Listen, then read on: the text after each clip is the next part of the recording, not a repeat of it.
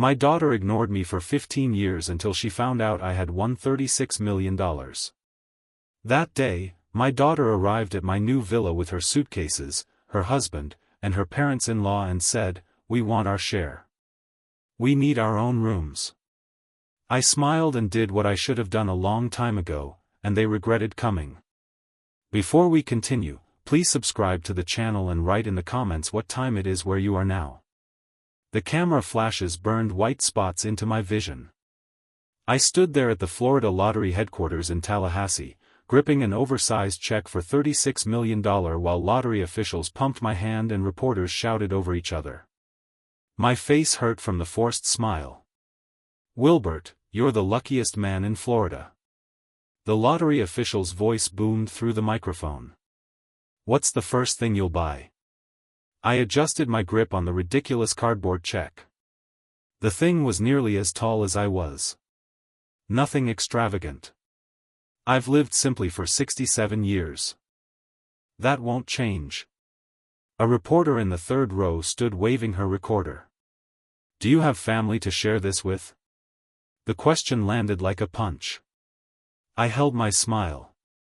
"I have what I need." But the truth twisted in my chest. I had one daughter. Past tense felt more accurate after 15 years of silence. The press conference dragged on for another 20 minutes. Questions about my plans, my background, my retirement from the logistics company where I'd managed supply chains for 40 years. Every answer I gave became public record, my full name, my face plastered across screens. By Florida law, lottery winners couldn't hide. I felt exposed, vulnerable, like valuable cargo sitting on an unguarded loading dock. The money hit my account 3 days later. After federal and state taxes carved their portions, $21 million appeared in my checking account. 21 million. The number didn't feel real. I sat in my apartment that night, staring at the bank's website on my laptop. The balance mocked me with its string of zero. I knew how to plan, how to anticipate problems, how to protect valuable cargo. That's what I'd done for 4 decades. Moved millions of dollars worth of products across the country, calculated risks, prevented theft. But this was different. This cargo was me. The next morning, I walked into First National Bank and asked for their top financial advisor. The man who met me wore a suit that cost more than my monthly rent. He shook my hand, led me to a private office, and spent the first 10 minutes congratulating me. Then his tone shifted. "With this amount, Mr. Bailey, you'll want to protect yourself from opportunists. Family claims can be." I cut him off. "I understand risk assessment. That's what I did for 40 years. Let's talk about trusts." His eyebrows lifted slightly. We spent the next 2 hours discussing asset protection strategies, investment portfolios, and legal shields. I took notes in the same methodical way I'd once tracked shipments. Route the money through multiple accounts. Establish trusts. Create barriers. Protect the cargo. 2 weeks later, I closed on a villa in the Orlando suburbs. $1.2 million paid in cash. The realtor kept saying how lucky I was. I didn't feel lucky. I felt like I was building a fortress I'd inhabit alone. Moving day came with December rain. Boxes filled with my modest possessions looked ridiculous in rooms designed for families. I unpacked methodically, placing each item with precision. Dishes in the kitchen cabinet sorted by size. Books arranged alphabetically on the study shelves. Clothes hung in the master closet with military spacing between hangers. The house felt too big, too quiet. I'd imagined retirement differently once. Grandkids visiting, family dinners, laughter echoing off these walls. That version died 15 years ago. I stood on the back porch that first evening, watching the sun set over unfamiliar landscape. The villa had cost more than I'd earned in my entire working life. Yet, it felt hollow. I pulled out my phone, scrolled through contacts from the logistics company, men I'd worked with for decades. I could call them, invite them over, fill the silence. I put the phone away. What would I say? Come see my millions. Admire my isolation. Lula stopped calling a long time ago. I stopped expecting her to start again. My daughter existed somewhere out there, living a life that didn't include me. I'd made peace with that, or told myself I had. 3 days after I moved in, the local news ran another story. I caught it by accident, flipping channels after dinner. Orlando retiree wins $36 million. There I was on the screen, frozen in that moment at lottery headquarters, holding the oversized check. The caption listed my name. The reporter mentioned my age, my background, the size of my winnings. My address wasn't public, but my name and face were everywhere. I turned off the television and returned to unpacking. The study still needed organizing. I'd bought new shelves for my collection of logistics textbooks, supply chain management guides, efficiency handbooks, the books from a life I no longer lived. I spent the afternoon arranging them, creating order from chaos. That's what I did best. Systems, structure, predictability. The doorbell rang at 4:30. I froze, book in hand. I hadn't ordered anything. Hadn't invited anyone. The only people who knew my new address were my lawyer and the bank. I walked to the front window and peered through the blinds. An unfamiliar sedan sat in my driveway, luggage strapped to the roof rack. 2 figures stood at my door, partially obscured by the porch overhang. My pulse accelerated. 40 years of protecting cargo had taught me to recognize threats. Unexpected visitors after a lottery win weren't visitors. They were problems. I moved closer to the window, angling for a better view, his breath caught. Through the window's edge, he glimpsed a face he hadn't seen in 15 years. My hand stayed frozen on the doorknob. The face outside the window belonged to a memory I'd buried deep. I forced myself to breathe, counted to 3, then opened the door. Lula stood on my porch, 38 years old now, though the years had sharpened her features rather than softened them. Behind her stood a man I recognized from old photographs. Neil, her husband. Their suitcases crowded the entrance like they'd already decided to stay. "Hi, Dad." Surprise. Lula's voice carried false brightness. "We thought you could use some company now that you're rich." The word Dad hit like a slap. 15 years since I'd heard her call me that. The last time she'd been 23, screaming it like an accusation. Neil stepped forward, arms crossed, his smile calculated. "Family should stick together, especially with this kind of money. We're here to help you manage everything." I said nothing. Just stood there, door half open, watching them perform this rehearsed reunion. "We saw you on TV," Lula continued, her enthusiasm aggressive. "We're so proud of you. $36 million. That's incredible. We brought our things. We figured we'd stay a while, help you settle into this big house. You'll need our rooms ready tonight." Not a question, a statement. They'd already decided. 15 years collapsed in my mind. My small apartment, cramped and hot, Lula standing in the living room, Neil behind her like a shadow. She was 23, engaged, planning a wedding. I'd saved $10,000 over 2 years. Every spare penny from my logistics manager salary. "We need $50,000, Dad." Young Lula's voice echoed in my memory. "For the wedding and Neil's investment opportunity. It's a sure thing." I'd handed her the checkbook open to show the balance. "It's all I have, Lula, for your wedding. 10,000, take it with my blessing." Her face had twisted. 10,000? That's insulting. Neil's startup needs 50,000 minimum.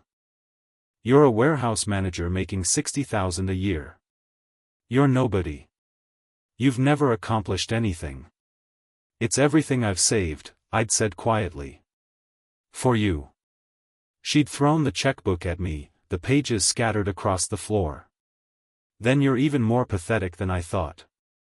Neil's hand had been on her shoulder, nodding agreement, encouraging the rage. They'd walked out. The door slammed. 15 years of silence followed. Dad. Present-day Lula waved her hand in front of my face. Are you listening? We need to get settled. I snapped back. Lula stood there, smile bright, eyes calculating. Neil had already picked up a suitcase, stepping past me into the foyer without invitation. You'll get exactly what you deserve, I said, my voice calm and measured.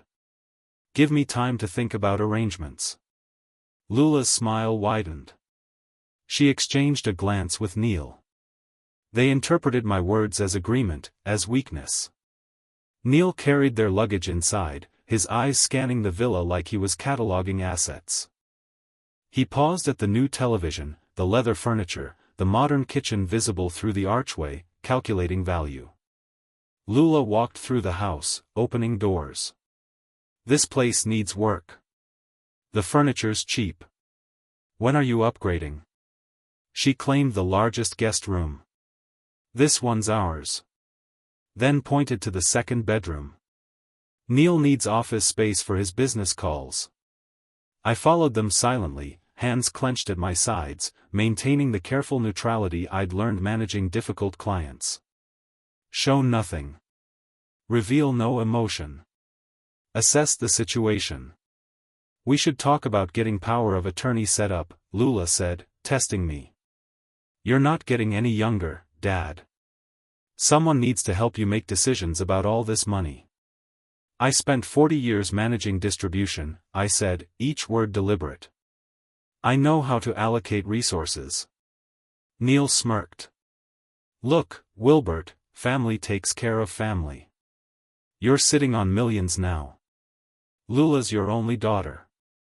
We should discuss how to distribute resources fairly.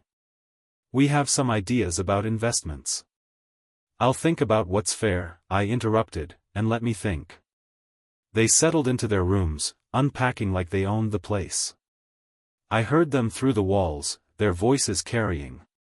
He looks older, Neil said. Friendlier. He'll listen to reason, Lula replied.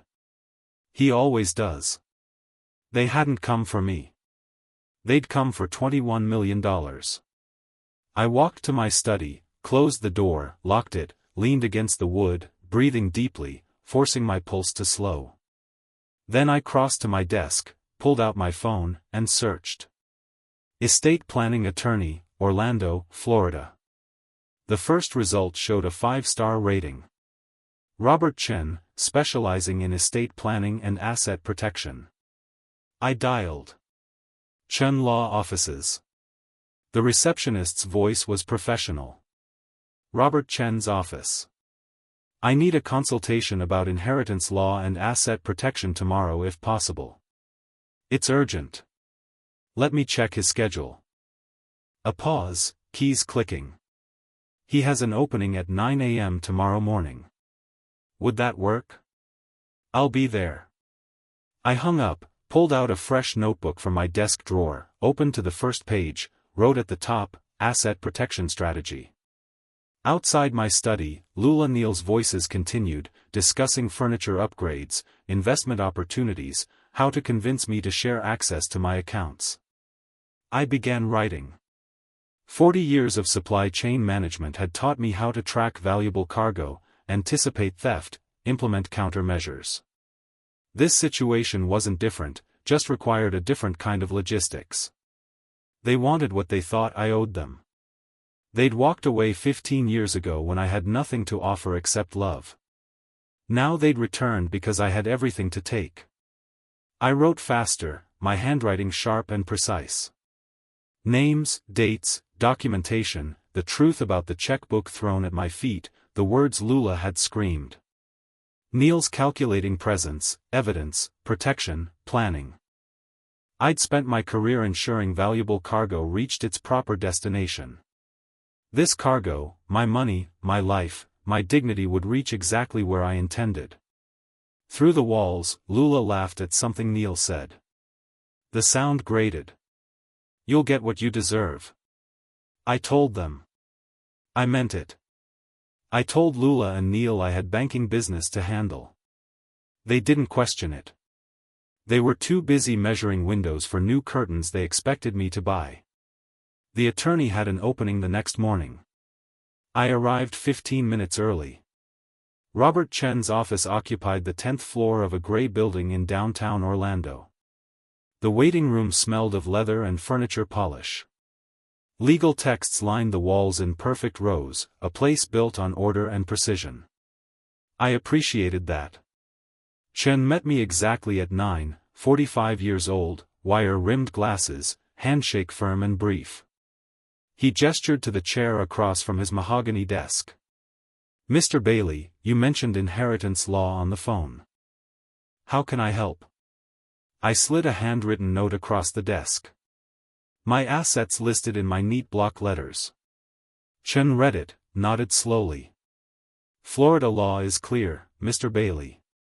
He pulled a leather-bound book from the shelf, open to a marked page. You have absolute right to distribute your estate as you choose. Your daughter has no legal claim to inheritance simply by being your child. Even though she's my only child. The relief I felt surprised me. She can't argue she deserves something. She can argue anything. Chen tapped the statute with one finger. She won't win, especially with 15 years of no contact documented. I leaned forward. My daughter hasn't spoken to me in 15 years. 3 days after I won the lottery, she appeared with suitcases. Chen's expression didn't change, but something shifted in his eyes. Recognition. I've seen this pattern. We'll draft an airtight will.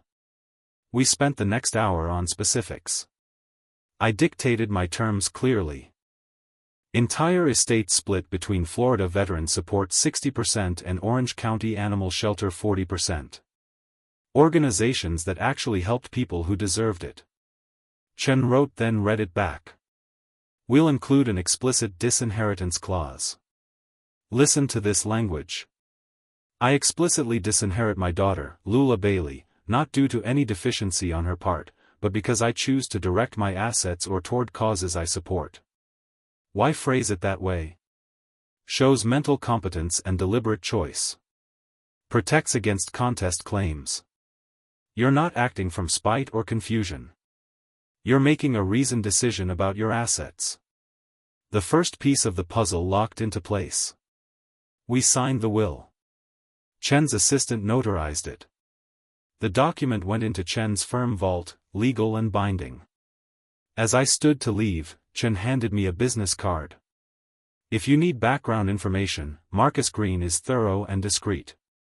Private investigator, former police detective. I pocketed the card. That afternoon, I sat across from Marcus Green at a coffee shop 3 blocks from my villa, 52 years old, methodical eyes, hands folded on the table between us. What do you need to know? His voice carried no judgment. Financial situation, debts, employment, why they're really here. Marcus pulled out a notepad. 2 weeks, full report. Bank records if I can access them legally.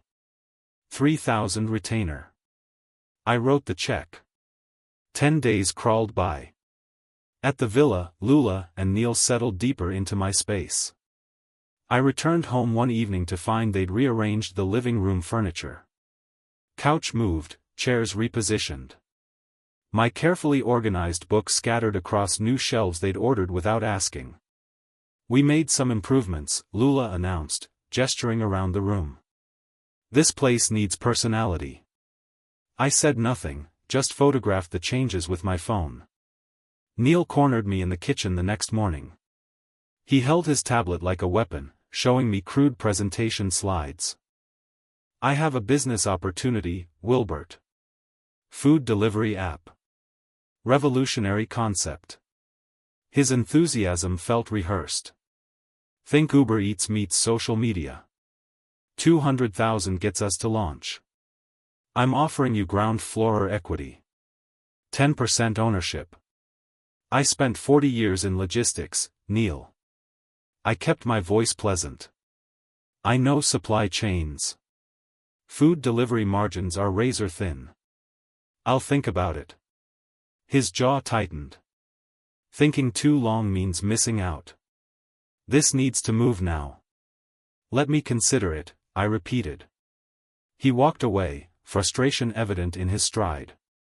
That evening, Marcus called. Coffee shop tomorrow 2 o'clock. I arrived early. Marcus slid a manila folder across the table, thick, heavy with pages. They're drowning, he said simply. You're the life raft. I opened the folder. Credit card statements, 6 cards, all maxed. Total $47,000. Personal loans $28,000. Payments 2 months behind. Their Tampa apartment $1,800 monthly, 3 months behind. Eviction notice filed in December. Neil's investment history filled 3 pages. Cryptocurrency pyramid scheme $10,000 loss last year. Failed business registrations. Unpaid vendor invoices. Combined income $52,000 annually. Lula worked part-time retail. Neil did commission sales. Mostly unsuccessful. I photographed each document methodically. Marcus tapped the eviction notice with a blunt finger. This was filed before your lottery win went public. They had nowhere to go. Not my daughter coming home. A debtor seeking a bailout. I paid. Marcus thanked him. Drove back to the villa. That evening, Lula found me in the study. Dad, I hate asking. Her voice carried false casualness. But we have some unexpected expenses. Could you spot us $5,000 just until next month? Money goes fast, Lula. I met her eyes. I need to budget carefully. This has to last me 20, maybe 30 years. You just won $21 million.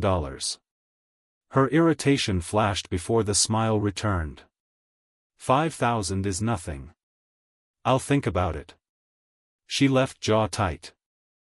Late that night, I sat in my locked study reviewing Marcus's reports. 85,000 in debt, eviction pending, failed investments. They didn't come to reconnect. They came because they had nowhere else to turn. And I was supposed to be easy money. I opened a new document on my computer, titled it Documentation Log, started entering dates, conversations, demands, observations, every request, every complaint, every moment they revealed themselves. Evidence collection had begun. 3 weeks passed. Mid-February brought warmer weather to Orlando. Lula and Neil grew more comfortable, more demanding. The villa felt smaller with their presence expanding into every corner. I planned carefully. Friday evening, I prepared dinner. Salmon, roasted vegetables, good wine, set the table formally, called them down from their rooms. They arrived curious, wary. I poured wine, raised my glass. Family is everything. I kept my voice warm, steady. I was wrong to let 15 years pass. Lula, I'm changing my will. You'll inherit 50% of my estate. But you must prove you've changed. Lula's face transformed. Pure joy quickly controlled. Dad, we have changed. We want to be here to help you to be a family again. Neil leaned forward. We appreciate this, Wilbert. You won't regret it. I set down my glass. Wills are permanent documents. Before I sign, the community needs to see you're worthy. 6 months of charity work, consistent involvement, public demonstration of character. Neil's expression soured. 6 months seems excessive for Lula. Shot him a sharp look. It's perfectly reasonable, Dad. We're happy to help. Service is important. The trap closed. They'd accepted the bait. Saturday morning, I drove them to Orange County Animal Shelter. Sarah, the volunteer coordinator, greeted us with genuine warmth. 50 years old, practical clothes, kind eyes. Mr. Bailey, wonderful to meet your family. She shook Lula's hand, then Neil's. We always need volunteers. Let me show you around. The shelter smelled of disinfectant and dog food. Kennels lined the walls. Sarah explained the routine: feeding, cleaning, walking, socializing animals, waiting for adoption. Lula's smile stayed fixed, but her eyes betrayed her. She stepped carefully around puddles, kept distance from barking dogs. Neil barely touched anything, hands jammed in pockets. Your daughter doesn't seem comfortable with animals. Sarah mentioned quietly to me later. Is she okay? She's adjusting. I played the protective father. This is new for her. Give her time. She'll come around. Sarah's doubt showed, but she nodded. We volunteered 3 hours. Lula cleaned one kennel, moving slowly, grimacing when Sarah wasn't looking. Neil stood nearby, offering useless suggestions rather than helping. I photographed them periodically. Documenting our family time, I explained. They smiled for the camera. In the car afterward, Neil exploded. This is complete nonsense. Cleaning up after dogs for a will that should be ours anyway. You're her father. Lula grabbed his arm. Keep your voice down. $10 million, Neil. 6 months. We can pretend anything for that. I kept driving, watching them in the rearview mirror. We shouldn't have to pretend, Neil grumbled. He owes you. The following week, I arranged their participation in a veterans fundraiser, hotel ballroom, 200 attendees, local media coverage. Lula and Neil stood beside me, greeting donors, smiling for photographers. A reporter approached. Mr. Bailey, it's heartwarming to see you and your daughter reunited. How does it feel having family back in your life? I performed warmth for the camera. It's a blessing.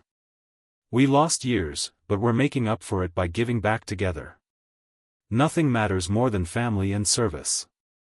The reporter loved it. The story ran the next day. Lottery winner reunites with daughter.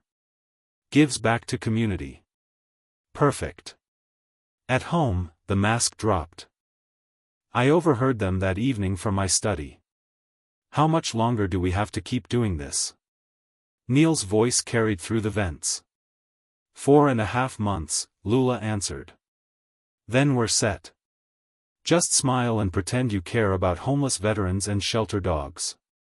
The old man's buying it completely. He's so desperate for family, he'll sign anything. We just have to play nice a little longer. I recorded every word on my phone. Florida's one-party consent law meant I could record conversations in my own home. Another piece of evidence filed away. 3 more charity events over the next 2 weeks. Each time Lula and Neil performed their roles. Each time they complained privately afterward. Each time I documented everything.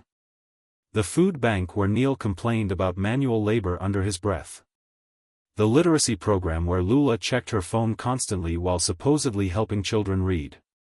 The park cleanup where both disappeared for an hour claiming bathroom breaks. Volunteers noticed, comments filtered back to me.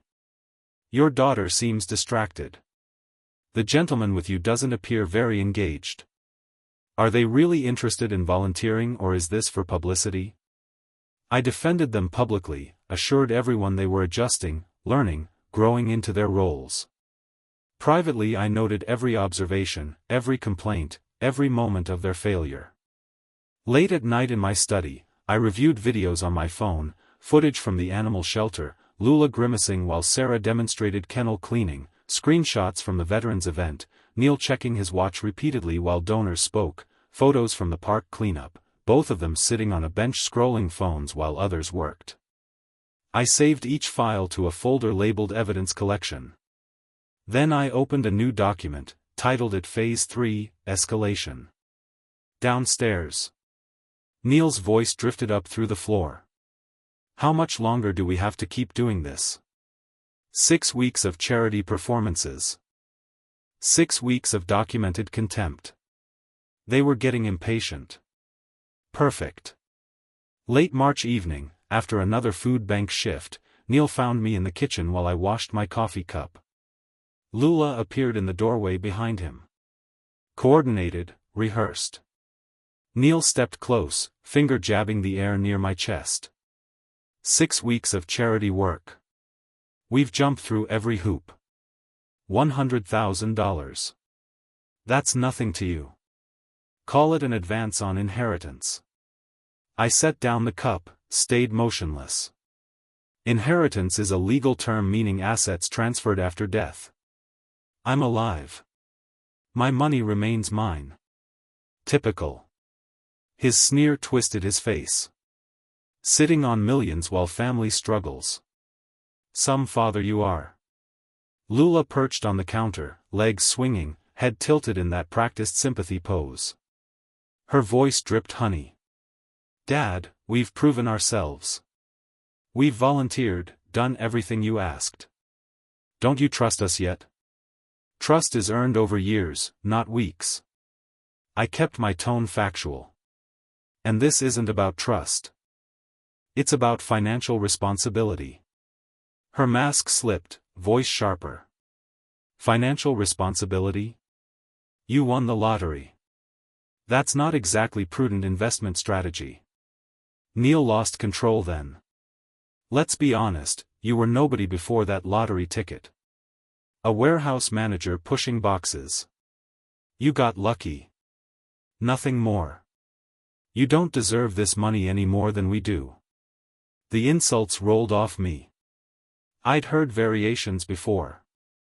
I worked 40 years, saved carefully, lived within my means. What have you earned, Neil? We're earning it now. Suffering through your charity parade, pretending to care about your legacy. Lula didn't stop him. Just stood there, arms crossed, nodding. Her silence spoke volumes. I offered what I could afford 15 years ago, I said. I'm offering what's fair now, nothing. Neil stormed out. The guest room door slammed hard enough to rattle the pictures on the wall. 30 minutes later, the doorbell rang. Diane Foster stood on my porch holding a container of homemade cookies. 62 years old, friend from the senior center. Kind eyes behind bifocals. Thought I'd drop these by. She smiled. Haven't seen you at the center in weeks. I let her in. Lula was in the kitchen angrily washing dishes she'd thrown into the sink. Neil's door remained closed. Diane sensed the atmosphere immediately. Did I come at a bad time? Just family discussion. Nothing serious. We sat on the front porch with coffee. Spring air carried the scent of someone's jasmine hedge through the open window behind us. Voices carried clearly. Neil to Lula. Your father is a selfish old man. After we get the inheritance, we're done with him. Lula's response. 6 months. We can tolerate him for 6 months. Then we never have to see him again. Diane's hand covered her mouth. She turned to me, shock written across her face. I appeared unsurprised. She whispered. Wilbert, you heard that? I know exactly what they are. They're using you. You need to protect yourself. Cut them off now. I pulled out my phone, opened the recording app. Florida law allows me to record conversations in my own home. I've been collecting evidence. Her eyes widened. You're building a case. You've been planning this from the start. I learned planning and logistics in 40 years of work. I know how to execute a strategy. After Diane left, I positioned my phone on the living room bookshelf between 2 books, recording light hidden, angled toward the seating area. Years of logistics optimization taught me efficient placement. I returned to the kitchen where Lula and Neil had emerged. No advances, no loans. I kept my voice level. The will stands as promised. 50% after I'm gone, not before. Neil's laugh came out bitter. After you're gone. And when will that be? The implicit threat hung there. Lula quickly covered. Neil didn't mean that. We're just frustrated. I understand frustration. I met Neil's eyes. You know, statistically, lottery winners don't live long. Stress, sudden lifestyle changes. When will that inheritance actually kick in? Neil means we hope you live forever, Dad. Lula's voice rose slightly. We're just planning for the future, whenever that is. I plan to live a long time. I smiled without warmth. Very long. Decades hopefully. You might be waiting a while. Neil's jaw clenched. He left the room without another word. Late that night, I sat in my study with headphones playing back recordings. Neil's insults. Failure. Nobody. Selfish old man. Lula's private admission. Tolerate him for 6 months, then never see him again. Neil's veiled threat about my death. I transferred the files to Robert Chen via encrypted email. Subject line, additional evidence of character, March recordings. Every word they spoke tightened the noose they didn't know they were wearing. My phone buzzed at 6:30 in the morning. Unknown number. I answered. Mr. Bailey, this is Patterson and Associates. We represent your daughter, Lula Bailey, in a matter of familial support obligations. I sat up in bed. Go on. Miss Bailey has retained our services to pursue legal remedies regarding financial support. We're requesting $5,000 monthly support payments, citing Florida filial responsibility statutes. Send me the formal notice. I hung up. They'd hired a lawyer. Escalation as expected. I texted Robert Chen. Opposing counsel made contact. Need meeting today. His response came within minutes. 10 a.m. My office. I told Lula and Neil I had banking business. They didn't question it, too busy celebrating their legal strategy over breakfast in the kitchen. Robert Chen spread the formal letter across his desk. Patterson and Associates letter had 3 pages of legal posturing. Weak case, Chen said immediately. Florida filial responsibility laws exist but rarely apply. They'd need to prove you're legally obligated to support an adult child. You're not. Can they win? No, but they can make noise. Cost you time and legal fees? That's the strategy. Annoy you into settling. I'm not settling. Chen nodded. Then we prepare our defense. I'll draft a response citing your documented generosity 15 years ago. Their subsequent abandonment. Their recent opportunistic return. We'll mention the charity work requirement you imposed shows you're not withholding support capriciously. What about the recordings? We'll hold those in reserve. Let them pursue this action. Every step they take generates more evidence of bad faith. I drove back to the villa midday. Lula and Neil waited in the living room. Their lawyer must have called them. Dad, Lula stood, tears already flowing, performance ready. We hired a lawyer because we're desperate. You won't help us, and we have nowhere else to turn. Is this what you want? Your daughter homeless? The 15-year-old wound opened. I felt my control crack. You had somewhere to turn 15 years ago. My voice shook. You turned away from me. You made that choice. We were kids. You should have given us what we needed. You were 23. I stood, anger finally breaking through. I gave what I could afford. It wasn't enough for you then. Nothing will be enough for you now. Neil stepped forward, aggressive. We're taking this to court. A judge will see a rich old man hoarding millions while his daughter suffers. You'll be ordered to pay. I've consulted attorneys better than yours. Your case is weak. Florida law doesn't compel parents to fund adult children's lifestyle choices. We'll see. Neil sneered. And when we win, we're coming for a lot more than $5,000 a month. My hands trembled. Controlled anger. Precise words. I didn't abandon you, Lula. You abandoned me. Called me pathetic. Said I was worthless, then vanished for 15 years until I had money worth taking. That's not your twisting. I have perfect memory of that day. My voice cut through her protest, every word you said, every insult. I also remember 15 years of silence that followed.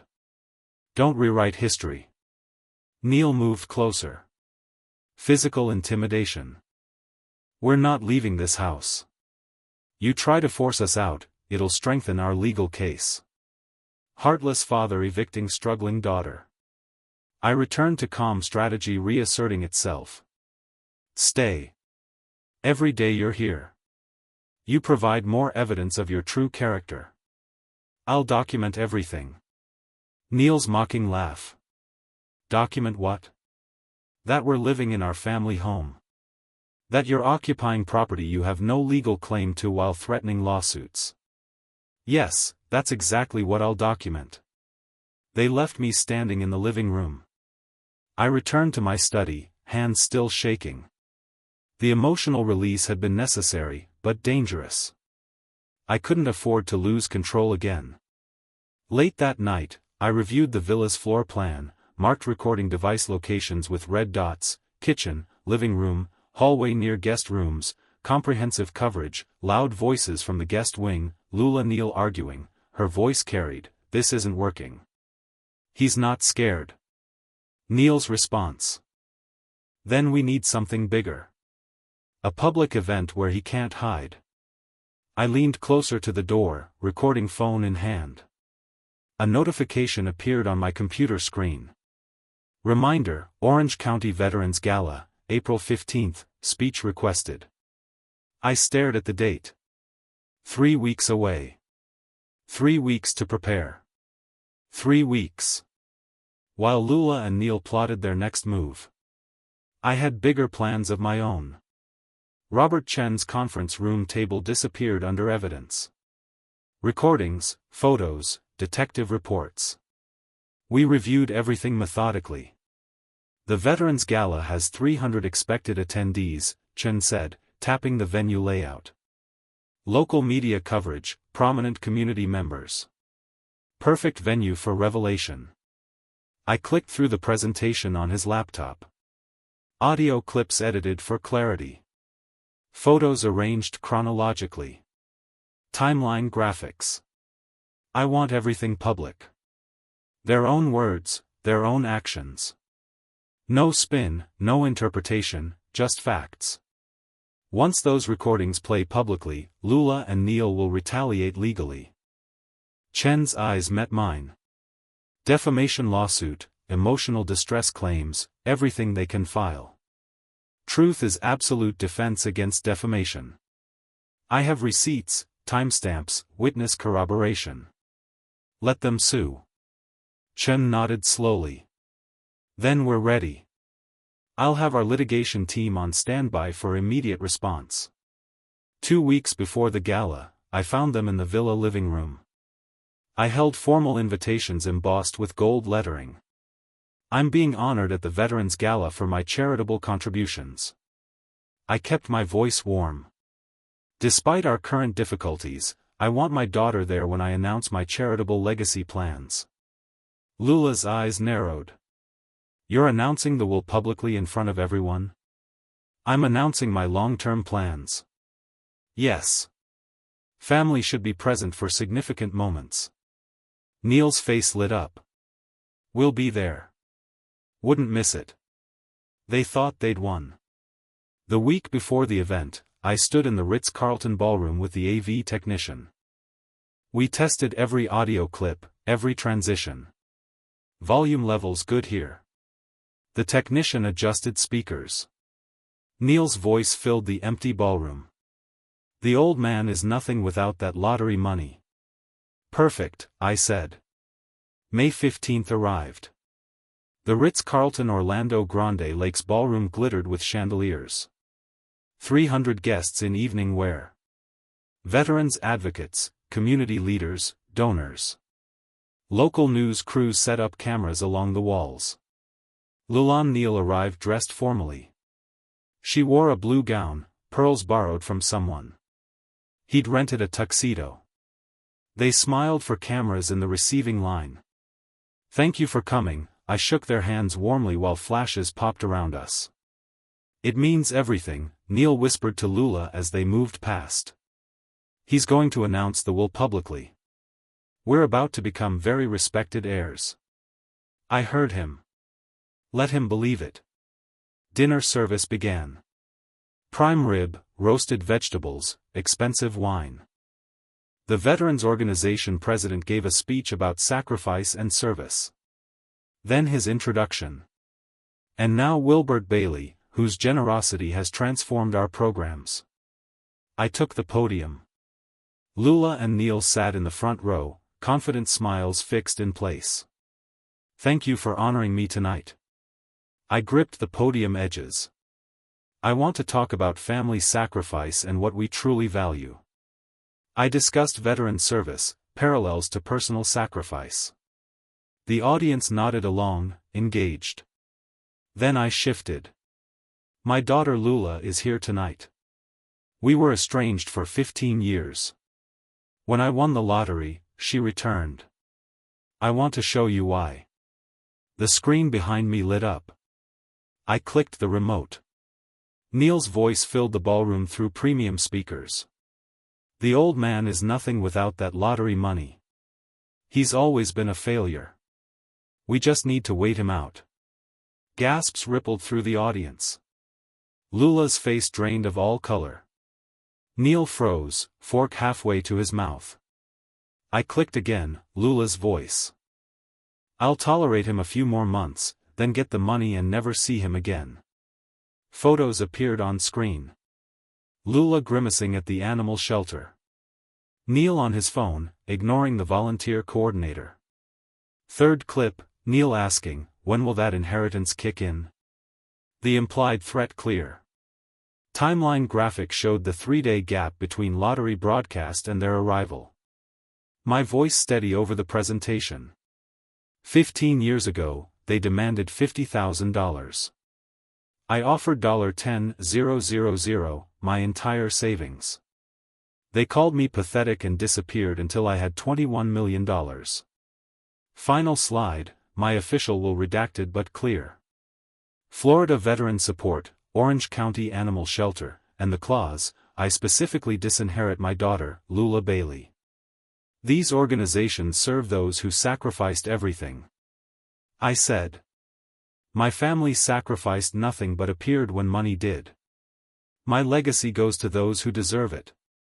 Silence, then scattered applause, then overwhelming sustained applause. Veterans in the audience stood, some saluting. Lula shot to her feet. How dare you? You're a liar. Neal lunged toward the podium. Security guards in black suits intercepted smoothly. Professional hands redirecting him toward the exit. That's out of context, Lula screamed. You recorded us illegally. Florida is a one-party consent state. My voice remained calm, amplified through the microphone. These recordings are completely legal, and context doesn't change your words. An older veteran stood during the applause. Sir, you honor us by ensuring your legacy supports those who served. Your family's betrayal makes your generosity even more meaningful. Genuine emotion cracked my composure for the first time. You gave years of service. They gave 3 days of performance. The choice was obvious. Security escorted Neal and Lula toward the exit, still shouting. Reporters followed, microphones extended, cameras rolling. This isn't over. Neal's voice carried across the ballroom. You can't humiliate us publicly and get away with it. I stood at the podium, microphones still live. I didn't humiliate you. I played your own words. You humiliated yourselves. Lula screamed from the doorway. We're family. You owe us. My final response. I owed you love and support when you were a child. I gave that. You owe me nothing now. I owe you nothing. We're even. The doors closed behind them. The ballroom erupted in applause again. I stayed at the podium composed as chaos swirled in their wake. 6 days later, Robert Chen called. They filed. Defamation, emotional distress, elder exploitation, everything we expected. How bad? Weak. Patterson and Associates, the same firm from before, asking for $5 million in damages. Judge Margaret Holloway assigned. She's fair, but doesn't tolerate nonsense. 2 weeks later, I stood outside Orange County Courthouse. June morning, humid, sun already intense. Chen met me on the steps. Both hearings today, he said. Eviction at 10 o'clock, defamation preliminary at 2. Efficient scheduling. The eviction hearing took 20 minutes. Lula and Neil's attorney couldn't dispute the facts. They'd refuse to leave when asked. No lease, no rental agreement, no legal right to occupy my property. Judge Holloway's gavel fell. 30 days to vacate. Next case. The defamation hearing drew more attention. Media packed the gallery. My presentation from the gala had gone viral. Local news, social media, national coverage. Patterson, their attorney, looked tired.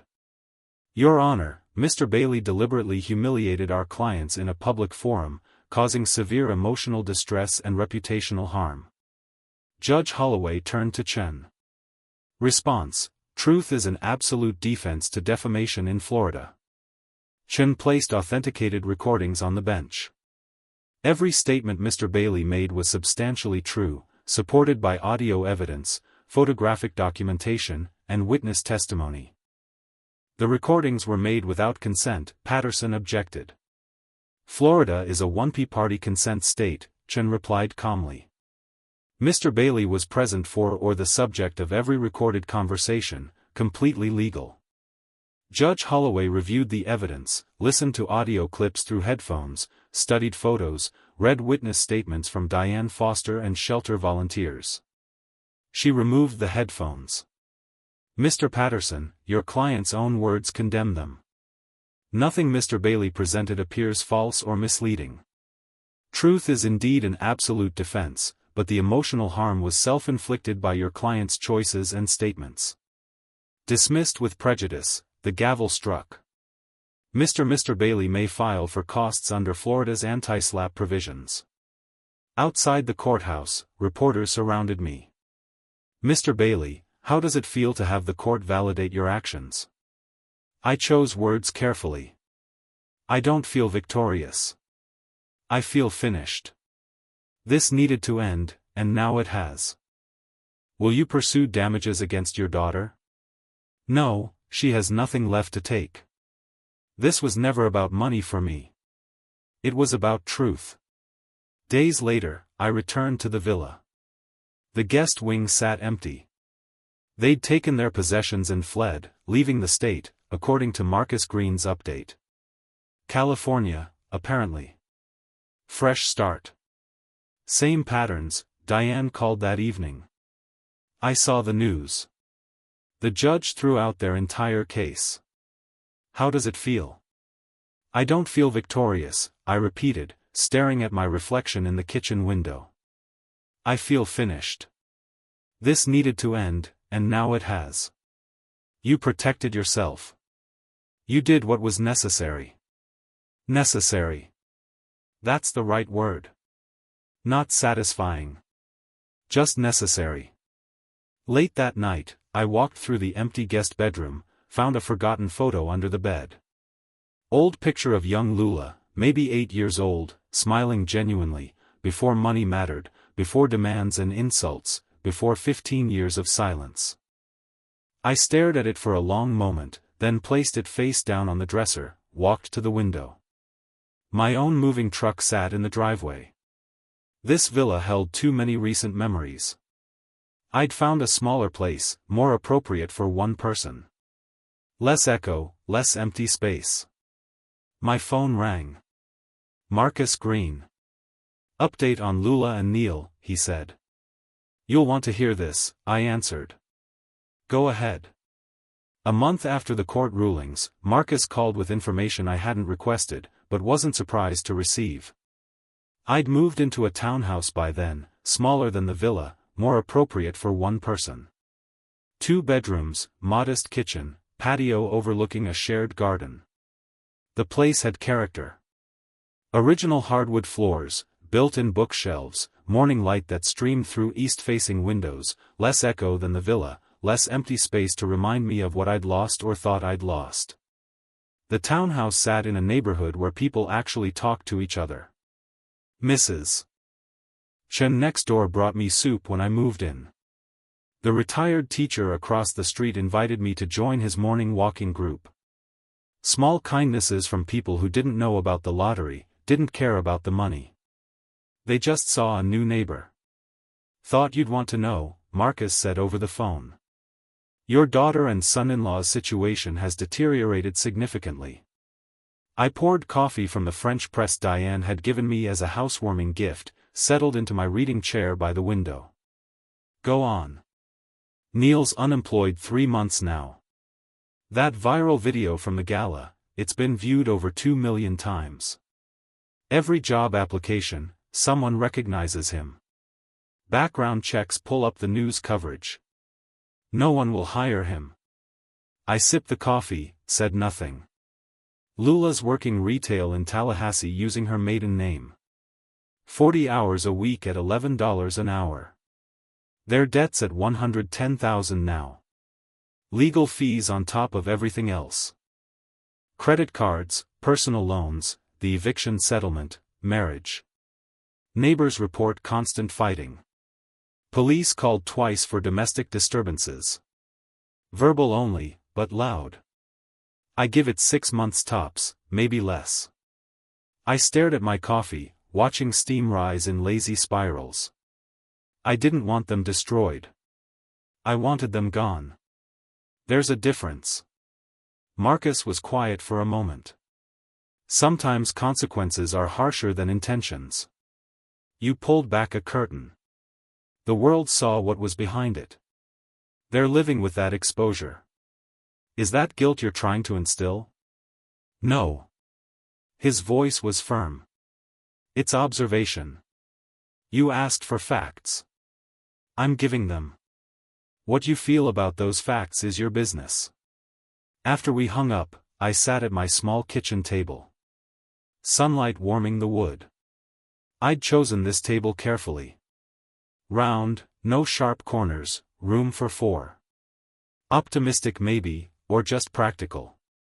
Sometimes friends visited. I thought about Lula at $11 an hour. 40 hours weekly was $1,700 before taxes. Maybe $1,300 after. How did you pay down $110,000 on $1,300 monthly? You didn't. Not in any reasonable time frame. I felt something then.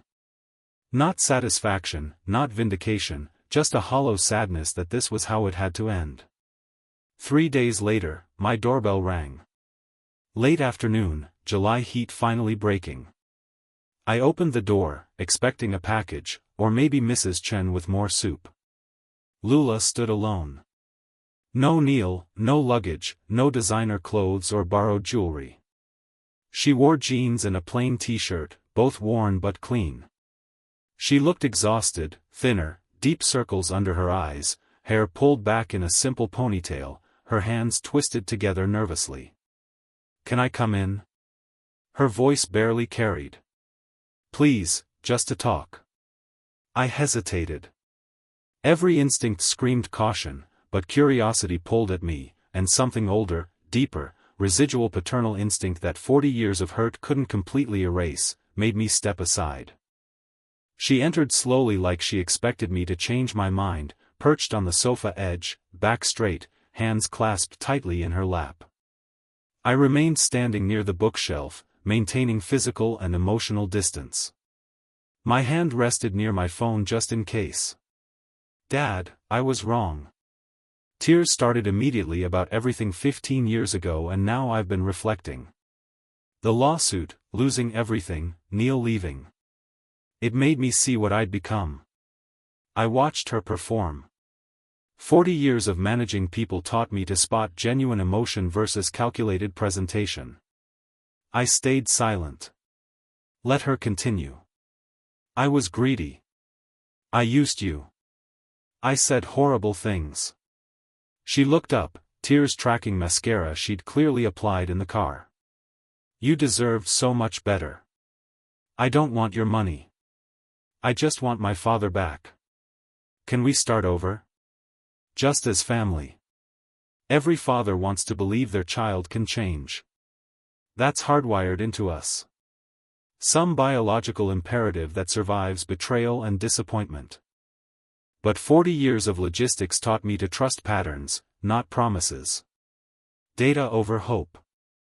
I moved to the chair across from her, maintained the coffee table between us like a demilitarized zone. "What changed, Lula? You knew about the money when you sued me for $500,000. You knew about it when you and Neil recorded those complaints I played at the gala. What specifically changed in the past month?"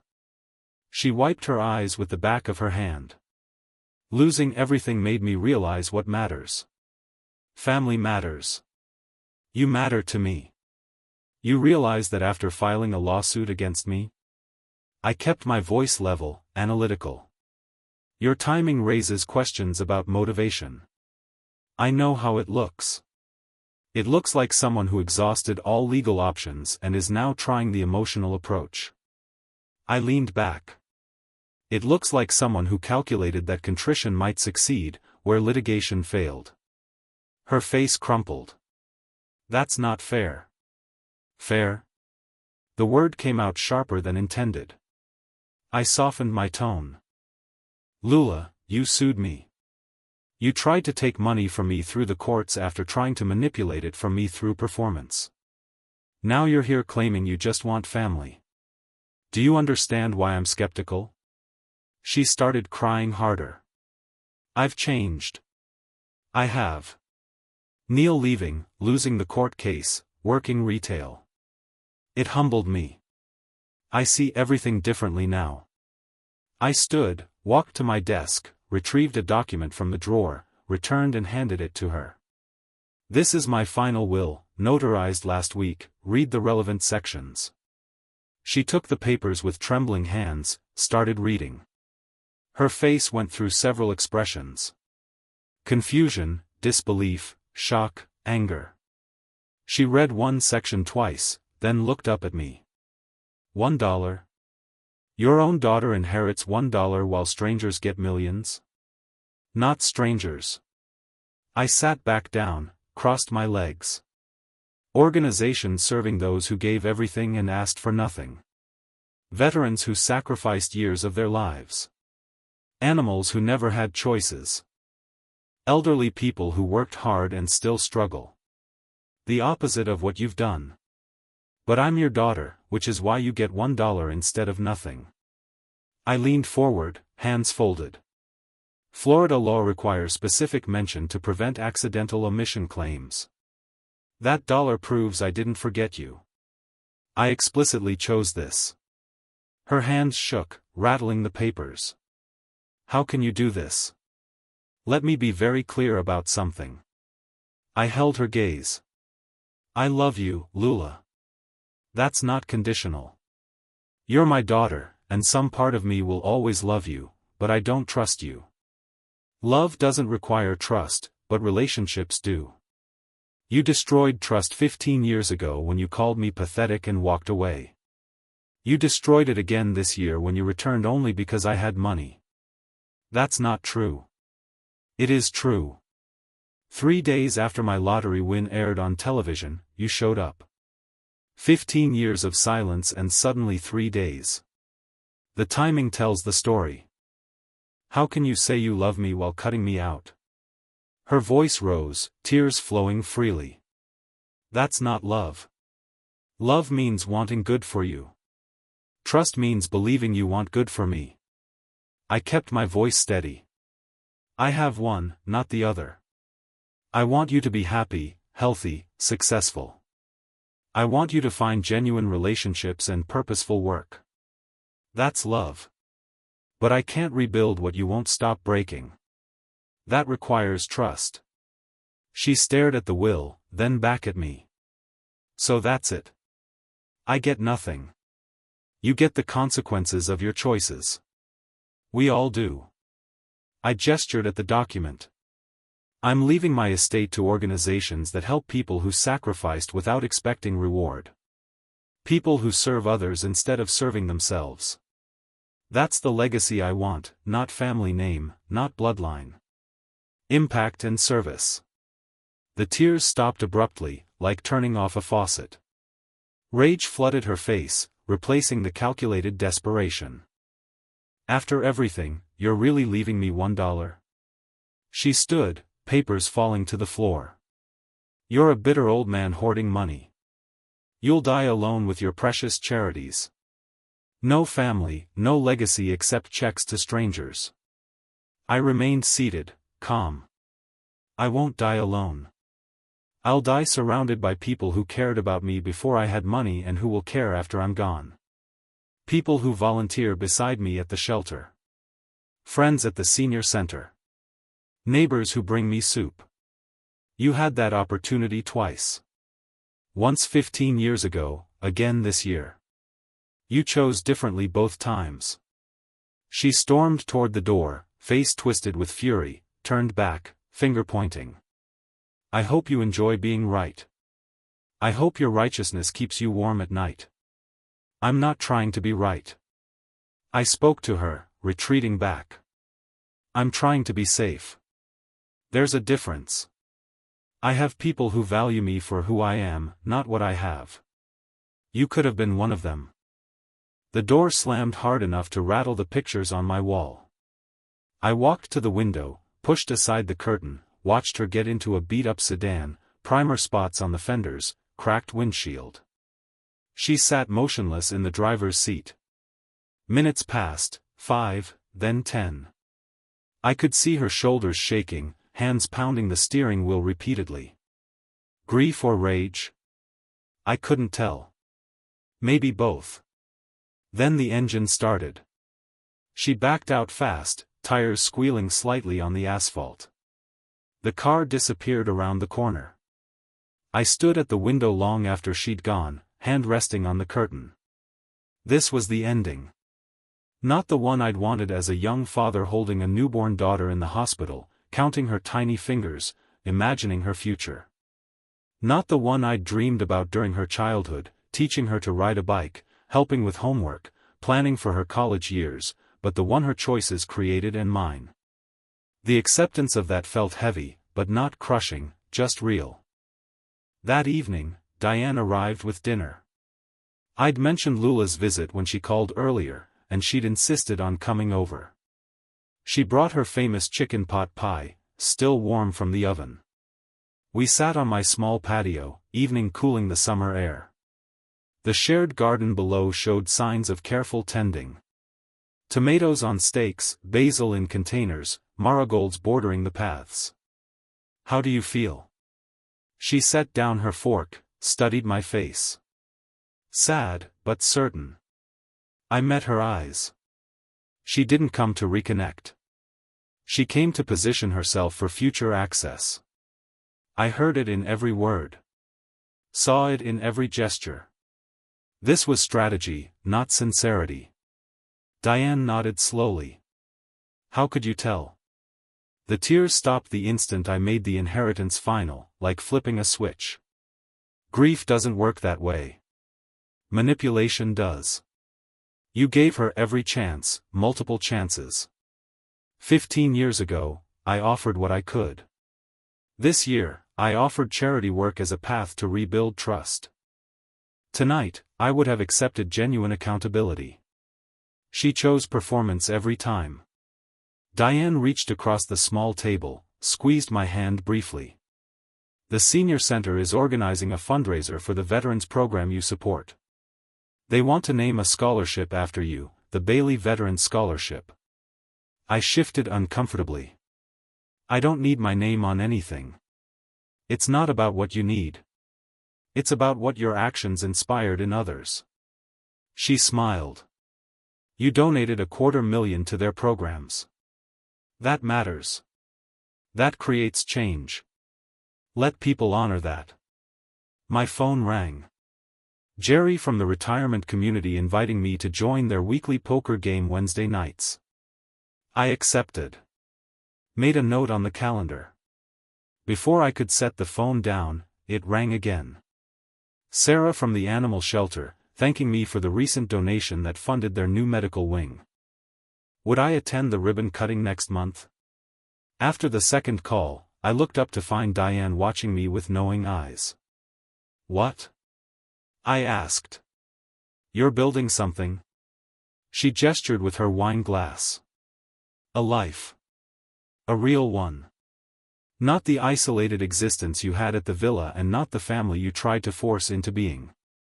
This is organic, real connections with real people. I realized something then, sitting in the cooling evening with a friend who asked nothing from me except my company.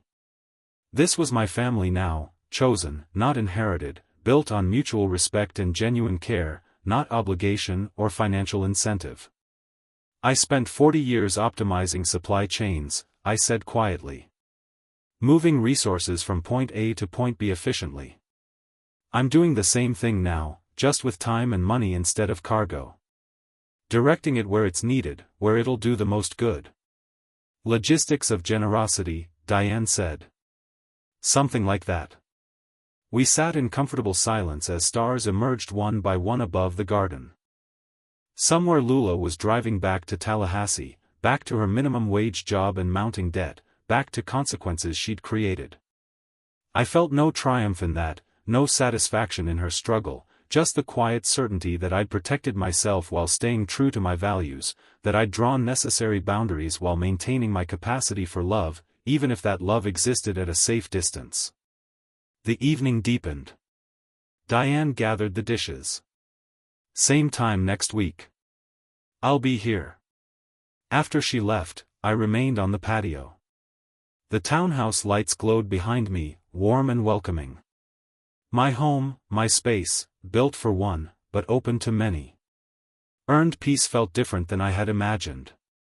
Not triumphant, not complete, just sustainable. That was enough. Late August brought cooler mornings and the promise of autumn. I developed a routine that felt sustainable, even comforting in its predictability. Coffee on the patio at sunrise, watching the shared garden wake up. Volunteer work 3 days weekly. Animal shelter Tuesdays, Veteran Center Thursdays, literacy program Saturdays, poker game Wednesday evenings with Jerry and the retirement community group, Sunday brunch with Diane at the corner cafe, simple purposeful mine. The townhouse had become more than just a place to sleep. I'd hung photographs on the walls, not of family but of moments. The ribbon cutting at the Veteran Center. A group photo from the animal shelter's Volunteer Appreciation Day. A candid shot Diane had taken of me reading to children at the literacy program. These were my people now, my chosen connections. Marcus called one morning while I was reviewing the monthly statements from my financial advisor. The investments were performing well, generating more income than I could spend, which was the point, more to give away.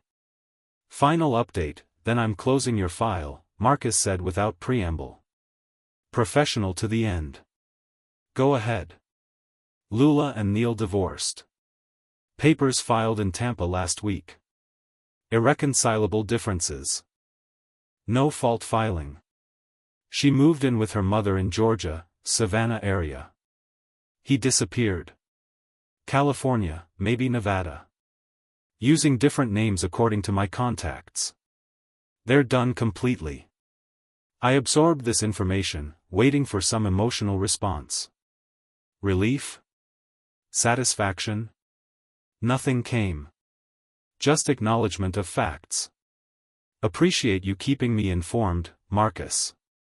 One more thing, he paused and I heard papers rustling. A letter arrived at my office for you from Lula, postmark, Savannah, Georgia. Want me to open it?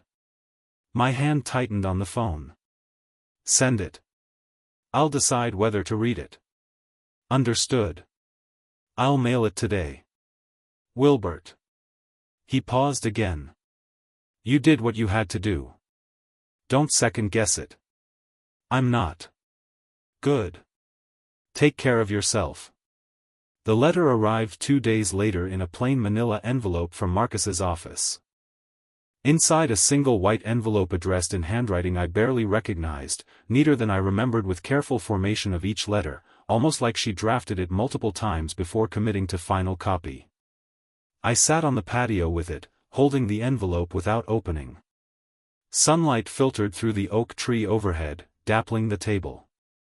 Birds sang in the garden below. Mrs. Chen was planting mums in the beds near the walking path. Normal life happening all around me. Diane was due in an hour. We'd planned to visit the new community center funded partially by my donation, the Bailey Opportunity Center, though I still felt uncomfortable with my name on the building. They'd insisted. Community leaders, veterans, advocates, the city council member who championed the project. Your generosity made this possible, they'd said. Let us honor that. Finally, I slid my finger under the envelope flap and opened it. 3 pages, handwritten on lined paper, her handwriting covering each page carefully. Dad, I won't ask you to forgive me. I don't deserve it, and I understand that now. You were right about everything, every accusation, every boundary, every decision you made to protect yourself from me. I came to your townhouse looking for an opening, not reconciliation. You said you had $18 million left, and immediately my mind calculated pathways back to money. Even in that moment, when I was crying and claiming I just wanted my father back, part of me was strategizing. You saw through it. You always did. Neil and I are done. The divorce finalized last week. It should have ended years ago. We enabled each other's worst qualities. His aggression and my manipulation fed off each other in toxic ways. Apart. Maybe we can both become better people. Together, we were poison. I'm living with Mom now in Savannah. She's been kind, which I don't deserve. I'm working retail, a bookstore. Actually, it's quiet work. Gives me time to think. I'm paying down the debt slowly. At my current rate, it'll take about 12 years to clear everything. That seems fair. I created this situation. I should dig myself out. You said you loved me, but didn't trust me. I finally understand the difference. Love is what you gave me as a child. The bedtime stories, the help with homework, the college fund you started before I rejected you. Love is what you offered 15 years ago when you gave me your entire savings even though it wasn't enough for my demands. Love is what you tried to give me this year despite everything I'd done. Setting up that charity work as a path to rebuild something. Trust is what I destroyed repeatedly, deliberately. First by calling you worthless and walking away. Then by returning only when you had money. Then by suing you when manipulation failed. I broke trust so many times. I don't even know if it's reparable. I'm not asking for anything. Not money. Not reconciliation. Not even a response to this letter. I'm just acknowledging truth. You protected yourself. You should have. I was dangerous to you financially, emotionally, psychologically. You were right to cut me out. The $1 inheritance was perfect. Actually, it shows you didn't forget me. You made a deliberate choice. That's somehow better than being completely forgotten. It means you thought about it, weighed the options, and chose this path consciously. There's respect in that, even if it hurts. Maybe someday I'll be someone worth trusting. Not for inheritance. That ship has sailed, and I sank it myself, just for its own sake. Being trustworthy because that's who I should be, not because there's something to gain from it. Mom asks about you sometimes. I tell her, you're doing well, living your life, helping people.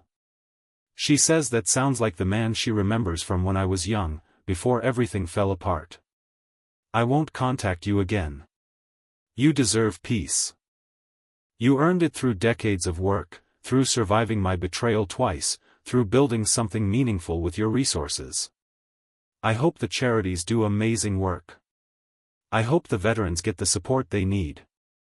I hope the animals find good homes. I hope you're happy, Dad. Even if I can't be part of that happiness, I'm sorry for everything.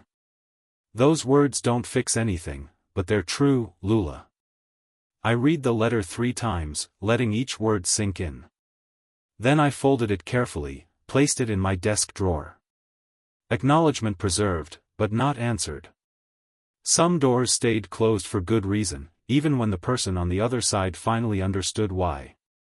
The dedication ceremony for the Bailey Opportunity Center happened 3 days later. Mid-morning warm sunshine, the new building gleaming with fresh paint and possibilities. The structure housed both veteran services and job training programs. My donation had funded the construction, and ongoing support from other donors would sustain operations. Over 100 people attended, veterans I'd met through volunteer work, some in uniform, others in civilian clothes, community leaders I'd worked with on various projects. Diane stood beside me as speakers described the program's goals. Job placement assistance, counseling services, skills training, educational scholarships. The ribbon cutting felt surreal. Me holding oversized scissors while cameras flashed. People applauding a plaque unveiled near the entrance. Bailey Opportunity Center dedicated to service and second chances. Afterward, a young veteran approached, 26 years old, Marine Corps tattoo visible on his forearm, eyes bright with purpose. He shook my hand firmly. Sir, I want to thank you.